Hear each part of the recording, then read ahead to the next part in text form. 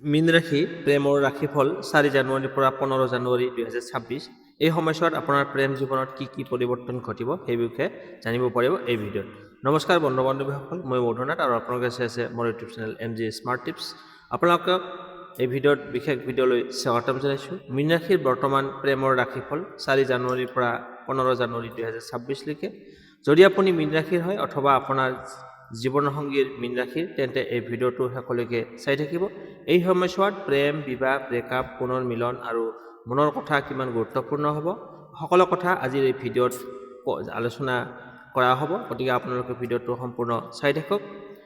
মীন ৰাশি হৈছে এক সংবেদনশীল, গভীৰ প্ৰেম কৰা আৰু আত্মিক চিন্তাৰ ৰাশি। 4 জানুৱাৰীৰ পৰা 15 জানুৱাৰী এই সময়ছোৱাত চন্দ্ৰ আৰু শুক্ৰৰ প্ৰভাৱত আপোনাৰ প্ৰেম জীৱনত যথেষ্ট বেছি থাকিব।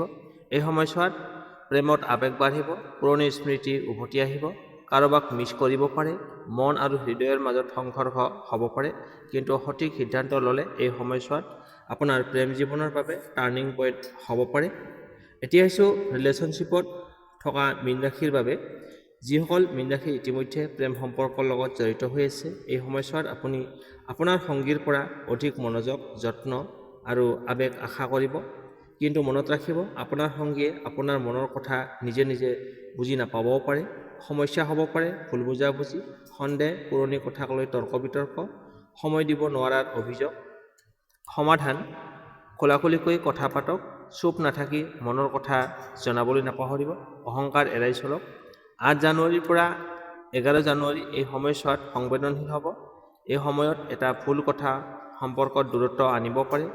কিন্তু 13 তাৰিখৰ পৰা 15 জানুৱাৰী এই সময়ছোৱাত আপোনালোকৰ পুনৰ মিলন, বুজাবুজি আৰু প্ৰেমৰ গভীৰ হোৱাৰ যোগ আছে। এতিয়া আহিছোঁ ছিংগেল মীন ৰাশিৰ বাবে। যিসকলে এতিয়াও ছিংগল হৈ আছে, এই সময়ছোৱাত আপোনাৰ জীৱনত হঠাৎ কাৰোবাৰ আগমন হ'ব পাৰে। সম্ভৱতঃ পুৰণি প্ৰেম পুনৰ যোগাযোগ কৰিব পাৰে।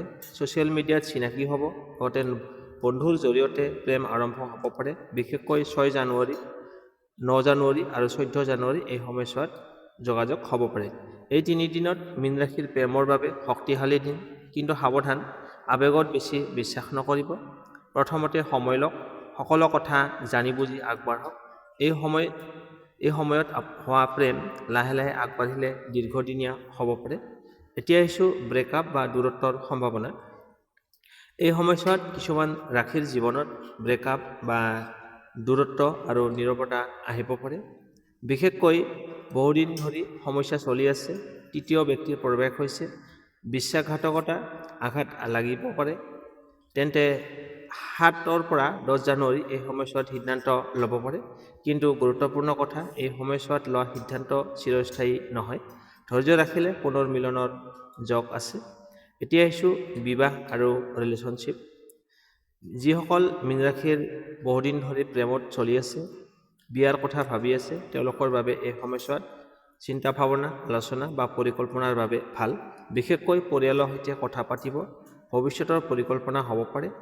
12 জানুৱাৰীৰ পৰা 15 জানুৱাৰী এই সময়ছোৱাত আপোনাৰ বিয়াৰ কথা ঠিক কৰাৰ যোগ আছে।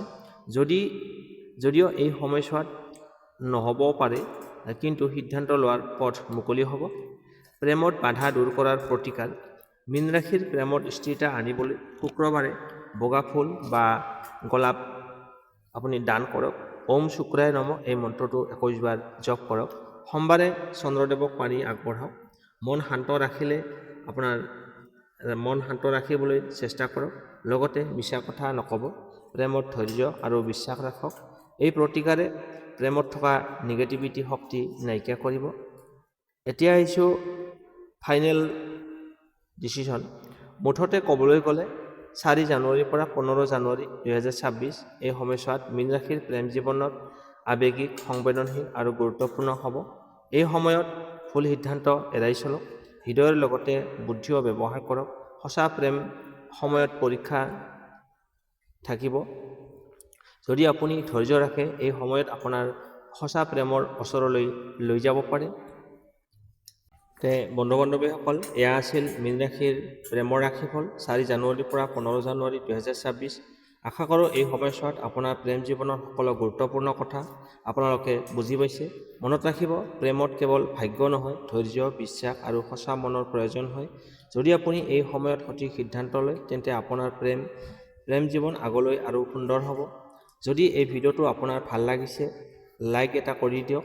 আপোনাৰ প্ৰিয়জন বা মীন ৰাশিৰ বন্ধু বান্ধৱীক শ্বেয়াৰ কৰক আৰু আমাৰ চেনেলটো ছাবস্ক্ৰাইব কৰিবলৈ নাপাহৰিব, কাৰণ প্ৰতিদিনে আমি লৈ আহিছোঁ ৰাশিফল, প্ৰেম, ভাগ্য আৰু জীৱনৰ গুৰুত্বপূৰ্ণ সংকেত। ভিডিঅ'টোৰ বিষয়ে আপোনাৰ মতামত কমেণ্ট বক্সত লিখিব। পুনৰ এটা নতুন ভিডিঅ'ত লগ পাম বুলি আশা ৰাখিছোঁ। ধন্যবাদ।